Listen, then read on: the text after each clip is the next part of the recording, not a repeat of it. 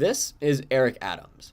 In 2021, Eric Adams ran and successfully won the mayor's office in New York City, defeating several high-level candidates in the Democratic primary. Scott Stringer, Catherine Garcia, and Maya Wiley were all pretty strong local politicians, while Andrew Yang had a national presence that he won in New York. This is long before he left the Democratic Party and started his own. And to give you a sense out of what kind of guy he is, here's a interesting video back from 2023. You look at the totality of the year. If you had to describe it, and it's tough to do, in one word, what would that word be, and tell me why? New York. This is a place where every day you wake up, you could experience everything from a plane crashing into our trade center to a person who's celebrating a new business that's open. This is a very, very complicated city, and that's why it's the greatest city on the globe. Mm-hmm. New York City is the greatest city on the globe because of 9/11 was an interesting and honestly kind of comedic take. He's a guy that says very wacky things. He's kind of out from the norm. He was advocating for bringing things like prayer back in school. He's not your like typical politician. He's kind of more on the stranger side. And he is, again, a Democrat, which is important to note, and why that bringing the prayer back into schools thing didn't play out so well. So yesterday, he got indicted for 5 counts of federal crimes. And, this includes a variety of things, including bribery, wire fraud, conspiracy, and 2 counts of soliciting campaign contributions from foreign nationals.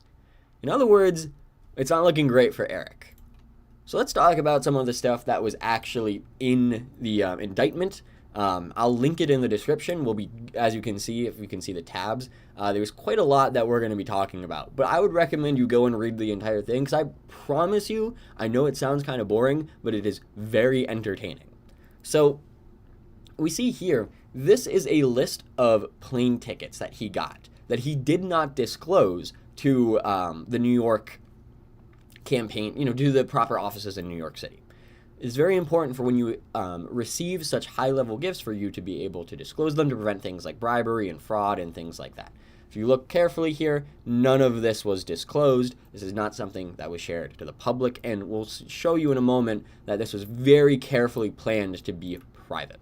So, if we're looking here, he is receiving plane ticket upgrades for thousands upon thousands of dollars. 12,000, 41,000, 16, 12, 9, 21, 12, worth over probably 100, that worth well over 100,000, right?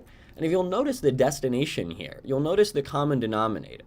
India via Turkey, France, Turkey, China, China via Turkey, Hungary via Turkey, Turkey, Turkey, solicited and accepted, but then canceled. Ghana via Turkey. At one point, he even asked Turkey to fly him to Easter Island.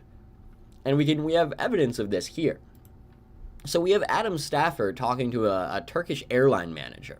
And the Adam Staffer is, representing Adams here, very obviously. Adam Staffer is asking, how much does he owe for the plane ticket? Please let them call me and I'll make the payment. It is very expensive because it is last minute. I'm working on a discount. Okay, thank you. ... I'm going to charge $50. No, Adam Staffer replies. Adam's manager, that would work, wouldn't it? Adam Staffer, no dear, $50? What? Quote a proper price. Airline manager, how much should I charge? Smiley face. Adam Staffer, his every step is being watched right now. $1,000 or so. Let it be somewhat real. We don't want them to say he is flying for free. At the moment, the media's attention is on Eric. And then he had paid approximately $1,000 each for the round-trip economy tickets, and then they got him upgraded to business class at no cost. Now, keep in mind, these are tickets, again, worth more than $15,000 total. And they're making it very clear that they are trying to hide it from the public and from the media. This is not something that they want exposed to everybody else. So obviously there is some suspicious behavior going on here, some illegal behavior that they're not disclosing. And this wasn't just plane tickets that he was getting for free too. He was getting really nice suites here. So we see here the Bentley suite bedroom. These are very nice suites. And then, although booking the Bentley suite for 2 nights would have cost approximately $7,000, Adams paid a total of less than $600. So he is receiving from Turkey these big discounts for plane tickets, for hotels. He's getting this money basically for free, and he's not disclosing it to New York. He's not disclosing it to the media or to the people. And so Here we need to begin to ask ourselves, what does Turkey want from him? Why is Turkey, getting through this and offering him all of these free things, which is something to keep in mind as we continue to go through this. And like we said here, again, we have another instance of an Adam staffer talking to the airline manager. He's also asking where else they can go in Turkey. Do you have a recommendation? Which the airline manager replies, 4 seasons, which Adam staffer says it's too expensive. To which the airline manager says, why does he care? He is not going to pay. His name will not be on anything either, to which the Adam staffer replies, super. So this was very clearly planned and orchestrated by the Adams team and by the Turkish officials who are ensuring that he's getting all these things basically for free and making sure that's not being disclosed to the public either. And he also gets given an itinerary which included a yacht tour, 3-day stay at the luxury beach resort, a car and a driver, and a domestic flight between Istanbul and the resort. Which, they charged $720 for, even though the true price would have obviously been $8,500 or more. So, some obviously very corrupt behavior going on here, things that is obviously would be very disapproved, and they're making it clear his name will not be on anything either. They're trying to hide it from the public. And we see here that they are making an effort to work with his campaign when he runs for mayor back in 2021. Again, this is a Turkish official messaging the Adam staffer and asking for a meeting, to which the Adam staffer asks, what will the topic be?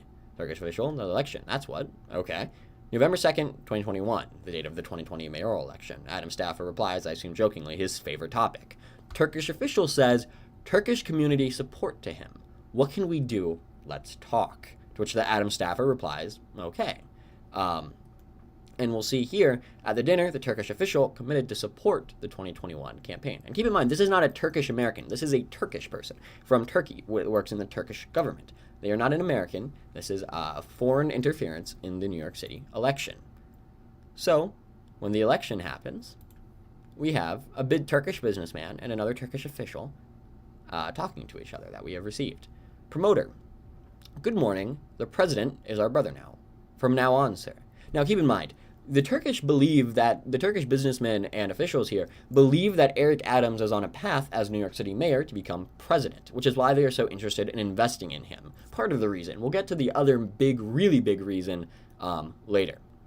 So, businessman 1 goes, good morning, promoter. May it be auspicious for all of us. We messaged each other. Are the elections over? It was yesterday, sir. Everyone messaged me that he was elected. Congratulations messages. He is most likely going to assign me as a representative, sir. I'm going to talk to our elders in Ankara about how we can turn this into an advantage for our country's lobby. Businessman 1, that would be nice. So you can see here, there is a work in Turkey from the Turkish government trying to interfere, and from Turkish businessmen, trying to interfere and control Adams, or maybe not control him, but Adams is very willingly working with these Turkish officials, getting gifts from them and not disclosing them. So, we see here, promoter has also established Adams with additional people, telling others, including Adams himself, that Adams was to be president of the United States. And a Turkish official wrote to the Adams staffer that Adams' increasing prominence at this point, the foreign minister of Turkey is personally paying attention to him, and Adams should not bother with his other Turkish benefactors. So the foreign minister of Turkey now is getting personally involved. So what was this all for? Was there a reason for this? Yes. This is the Turkish house. The Turkish consulate planned to open the Turkish house on September 20th, 2021, so that the Turkey's president could formally open the building during his visit for that year's opening of the United States General Assembly. And the Turkish house was designed to serve as, and now does serve as, the headquarters of multiple Turkish diplomatic missions, including the Turkish consulate. The cost of the Turkish house was significant and was a topic of political debate in Turkey. So, the Turkish government is directly funding this building, the Turkish house. The problem is that the Turkish house would not open in time because of there being issues with the fire safety. We see in this email, this is a New York fire department safety worker sending a letter to the chief. After reading the letter, I do not see any way we'd be willing to accept it. They have some major issues like Central Station and fan shutdowns would be an automatic violation order. Aside from that, he gave us a list with over 60 defects, and some of them list 5 to 10 problems each one. So there's an issue here. This building is not safe to occupy. However, Adams himself gets involved, because keep in mind, at this point, Adams had won the primary. And in the primary, whoever wins the Democratic primary is basically set to become the New York mayor. So he is pretty much guaranteed at this point to be the next New York City mayor. On September 8th, 2021, Adams messaged the New York Federal Department Commissioner, New York Fire Department, asking them to call Adams. Until that point, messages between the New York New York Fire Department Commissioner and Adams had consisted of a message from the commissioner to Adams requesting to continue to serve as the New York commissioner after Adams became mayor, and stressing that he was loyal and trustworthy, to which Adams sent a non-committal response. Now keep this bit in mind. Adams is able to excise massive amounts of control over this commissioner. This commissioner is relying on Adams for his job. So, what ended up happening? At 2:17 on September 10th, 2021, the commissioner wrote Adams that a letter was being drafted now. Everything should be good to Monday morning. This letter was basically saying it was a letter of no objection for the Turkish House. Basically, what this means is that it was allowing the project to go forward and for it to open on time for the meeting, right? Now, maybe Adams just, wanted the project to go forward. Maybe he was just, advocating for it because he believed it was the right thing to do. Or maybe 4 minutes later, Adams messaged the Turkish official from the commissioner letter being drafted, everything should be good to Monday morning. Turkish official responded, "You are great, Eric. We are happy to hear that. You are a true friend of Turkey." Adams replied, "Yes, even more a true friend of yours. You are my brother. I am here to help." And then the official replied, "You are such a friend." And a minute later, the fire prevention chief sent the conditional letter of no objection to the private alarm engineer. So we see here Eric Adams, as mayor-elect, more or less, basically mayor-elect at this point, was now pressuring the New York Fire Department to permit to allow the issue to be TCO to be issued for the Turkish House. And the Turkish official continued to fulfill his end of the bargain by providing additional luxury travel benefits to Adams, worth more than $14,000. And one more thing that I forgot to put into my tabs. These these Turkish officials were bringing money into the United States, allegedly, of course. Keep in mind, this is all alleged based on the indictment. But they were bringing money into the United States. And in New York City, if a individual donates money to a candidate, there is a public fund matching system. So in New York, they would match the funds to up to 8 times. So if I donate $1 to a candidate, the public system would, using tax money, give up to $8 back. So now this money is coming in to this country, so that way, and being given to United States citizens to now donate to Adams. And now from this Turkish money, there is being public tax-funded money that is going back into the Adams mayoral campaign.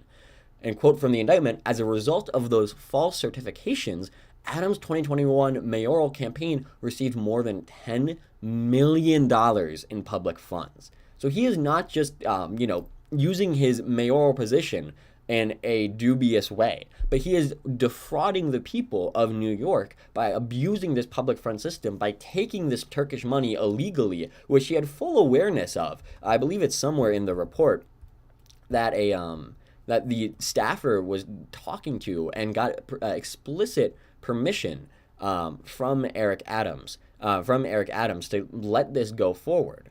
I did not bring the exact tab up here. You can go look through it yourself. And here's an example. This is a section on how the staffer and the promoter were planning on, moving the money in 2018, moving the money into America, so that way Eric Adams would be able to use it. And this is page 15 if you want to check it out for yourself.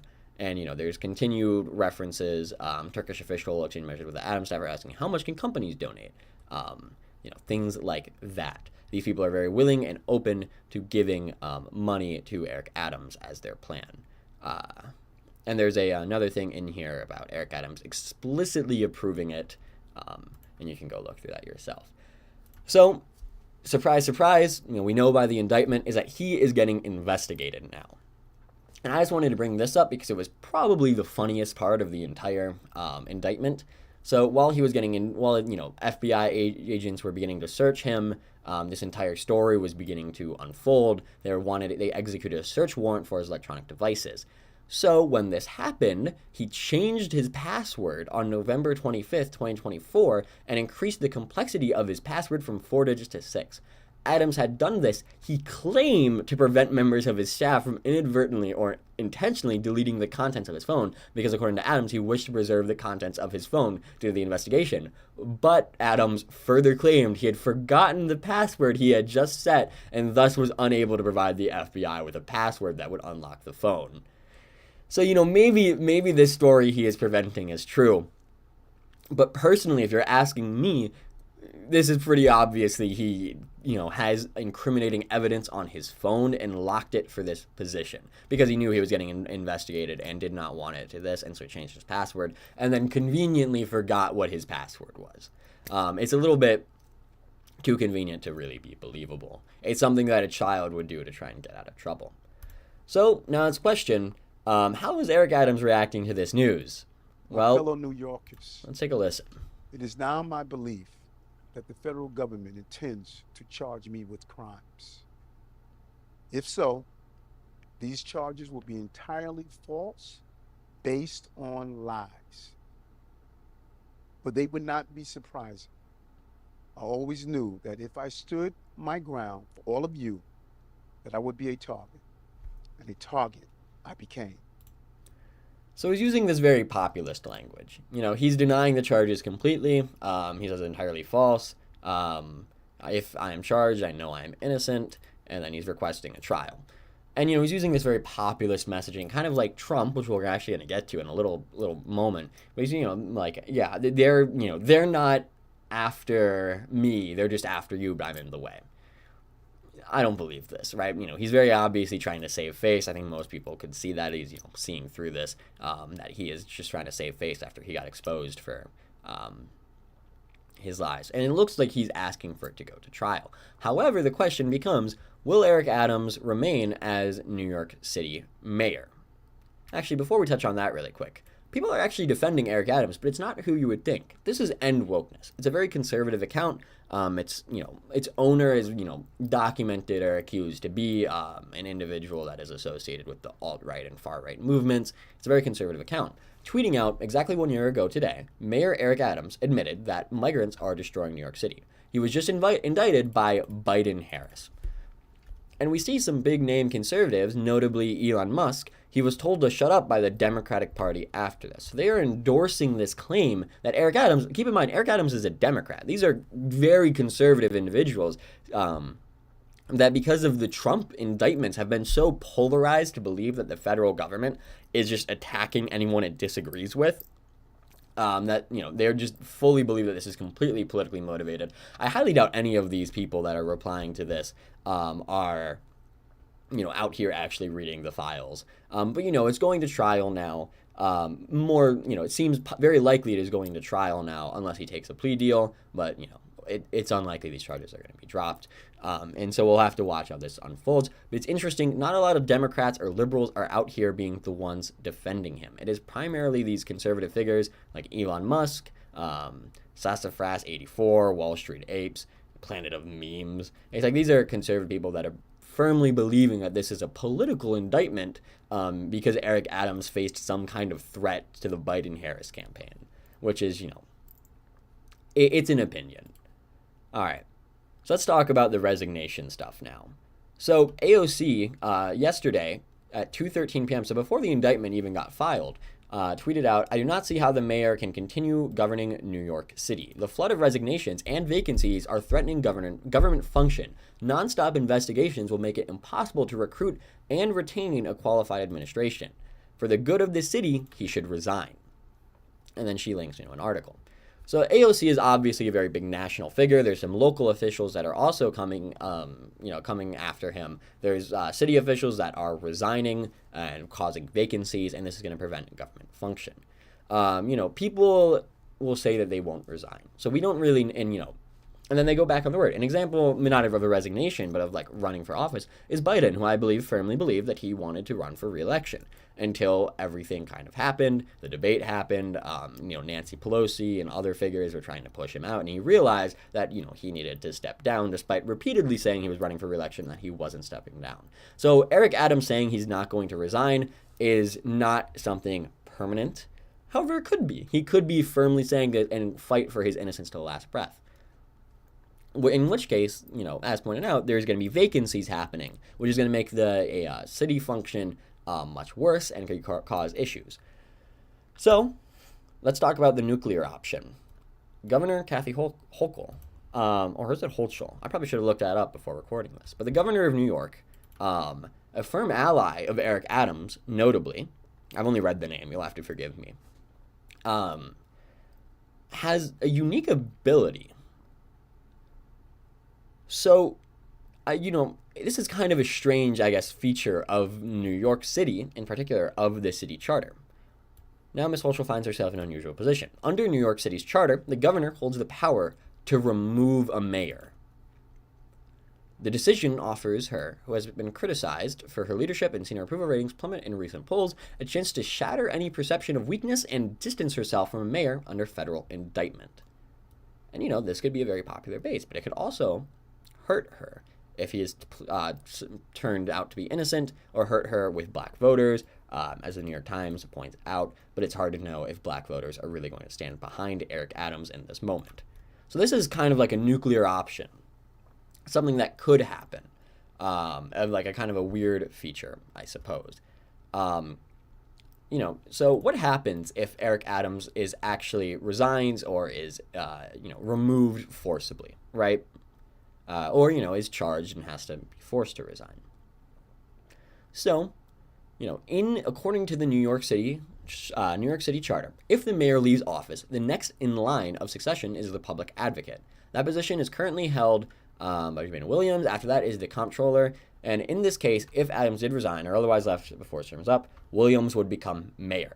However, keep in mind, the acting mayor would have 3 days to set the date for a special election, which would have to be held within 80 days. So keep in mind, already with the 2024 election happening, there's already going to be chaotic campaigning for a primary, for a general election, if Adams were to be resigned or impeached. So this would be a very contentious and hectic thing to happen.